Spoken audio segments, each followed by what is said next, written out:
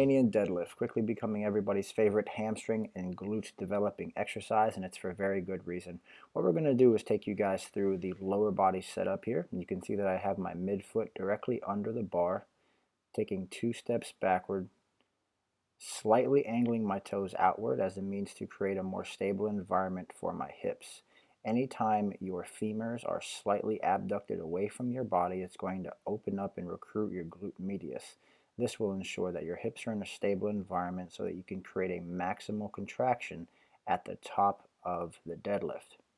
Now keep in mind that as low as you want to go on this lift is down to where you feel a full hamstring stretch, and then go up as high as you need to feel a full glute contraction. The musculature utilized here is going to be the hamstrings, the gluteus, and again the erector spinae. As for your upper body setup, what you ideally want to do is have your hands set up right outside of your knees as a means to make sure that there's no interference with your lower body and your upper body. The second thing you're going to notice there is that I'm actively driving my upper arm back as a means to both retract and depress my scapula.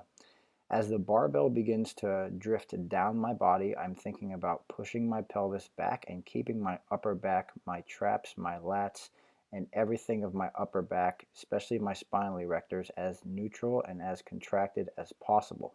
You could think about this as stimulating an isometric contraction through the entire range of motion.